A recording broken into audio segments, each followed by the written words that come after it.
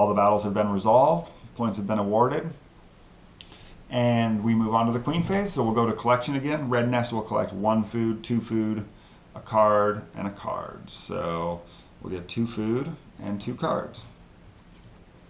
The blue nest will collect 3 larvae and 1 food. So 1 food and 3 larvae. And the black nest will collect 1, 2, 3, 4 food and 1, 2, 3, 4, 5 larvae. Pretty good haul for the black nest. And 1 card, 2 cards. So a good variety all told. Now it comes to feeding ants. The red ants only have 4 ants on the board. Got a bit of territory, but still only have 4 ants, so we'll only need to spend 1 food. Blue nest also has 4 ants. We'll spend 1 food to feed all of them. The black ants have 1, 2, 3, 4, 5, 6, 7, 8, 9. So unfortunately, that's going to cost a total of 3 food. That 1 food will feed 4, second food feeds up to 8, and even though there's only 1 extra, the black nest will have to spend that 3rd food just to feed that last ant. So got a lot of resources, but because they have more ants on the board, they're having to pay to feed to keep them out there. Then each nest gets the royal decree, the queen deciding if they get 2 food or 5 larvae. Red nest is going to go ahead and gain the 2 food. And the blue nest is going to go ahead and gain 2 food as well. It's got a ton of larvae. And the black nest is going to go ahead and gain 2 food also. Then we come to slumber, score stashed colony goals. So the blue nest has 2 colony goals out. The first one, unending brood. Each slumber gain 1 colony point if you have more larvae than 1 neighbor, and gain 2 if you have more larvae than both. Blue nest has 9 larvae. Black nest only has 5. Red nest only has 3. So the blue nest gains 2 points there. And dedicated evolution will choose the... Okay, we are back for the final round of the March of the Ants playthrough, and at the end of the last slumber I forgot to advance this round marker, so I'm going to advance it to the autumn, which is the final round. And the only couple special things about the final round is there's no royal decree, so you won't get any bonuses. You don't really need them necessarily because you're not going to have another worker phase. And then there's some points awarded at the end of the game, which we'll go over when we get to the end of the game. So thanks for following along, and the blue nest rested first, so they're going to be the first nest to take an action in this last round. So the blue nest will go ahead and choose to explore. So they're going to spend 1 food. And flip over the top meadow hex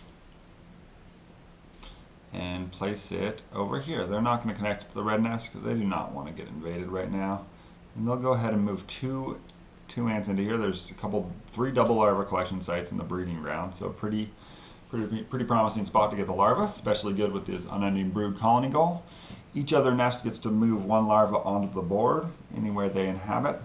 The black nest is going to go ahead and drop 1 in the Great Tunnel, and the red nest is going to drop an ant into the Great Tunnel as well. The black nest's turn then, and the black nest is going to go ahead and forage, drawing 2 cards. Each other nest gains a larva.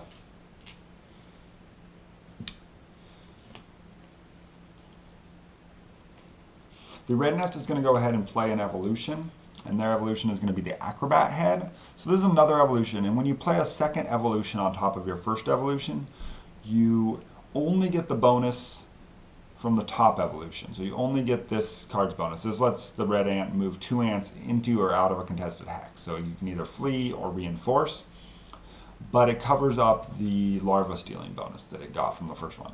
However, it does count as 2 heads, so it gets the bonus to its battle number of 2. So it'll add 2 to any time it's in a fight. And it costs 2 larvae or ants. The red nest will pay the 2 larvae. Each other player can discard a card to draw a card. The blue nest will discard this evolution that's really expensive, hoping for something a little more exciting. And the black nest will just hang tight with the evolutions it has, with the cards it has. The blue nest is then going to play an event card, Into the Unknown. It costs 4 larvae or ants. Pretty spendy. It's going to spend these 4 larvae, but it allows you to explore a new hex, reveal a new hex, and place it anywhere in the meadow. You don't even need to place it adjacent to where you're at. You can place it anywhere.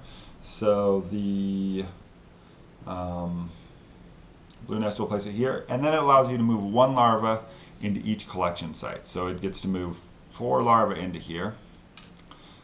This site, Mud, let me tell you a little bit about it before I put the larva on there, is it's got a wormhole, so it's unique in that way that it connects with these other wormholes.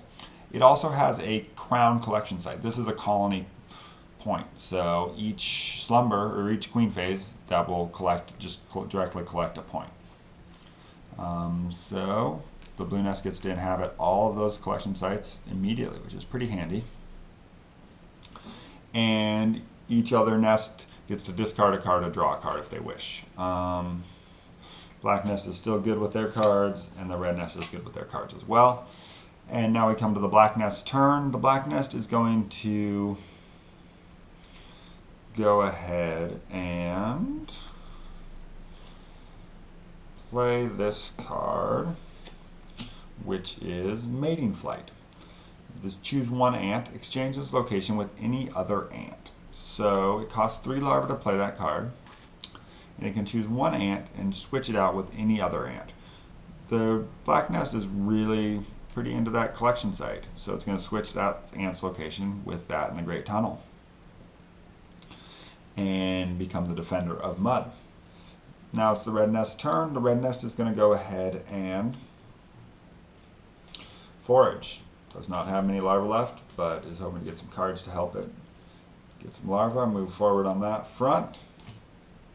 Each other player gets to gain a larva when the red nest forages. And comes to the blue nest. The blue nest is not down with the incursion here to its territory, so it'll pay 1 food to do March of the Ants. It's going to march 1 ant into here. There's a wormhole, so it'll take another step. That's 2 steps.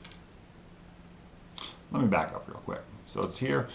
It's going to move some larvae first. And if you want to move larvae, you need to move all your larvae you're going to move first before you move ants. So you can't move an ant into a new territory and then drop 3 larvae directly into there. You need to move larvae first and then move them into an area you want to move into.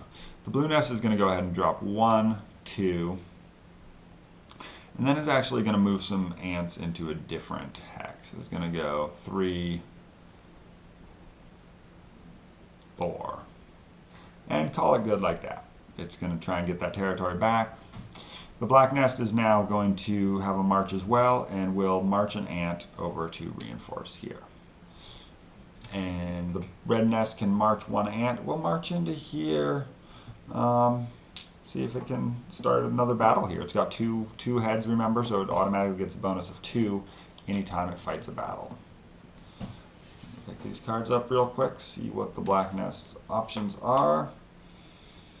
The black nest is going to go ahead and forage again. So it'll pay 2, drawing 2 cards, and each other nest will gain a larva. And then it is the red nest's turn. The red nest is going to go ahead and play the grasshopper abdomen. So it pays 1 larva to play that, and that gives it a bonus in the queen phase of being able to move 1 ant to an uninhabited site. And then each other player can discard a card to draw a card. The blue nest is going to hold on to that. And the black nest will go ahead and discard one of these evolutions that it's not going to get to play to get something else. And it's the blue nest's turn. Blue nest has only 1 food and 1 larva left, so it's looking pretty meager. It's going to go ahead and play this card, the Epic Cache of Eggs. This is like the Epic Cannibalism.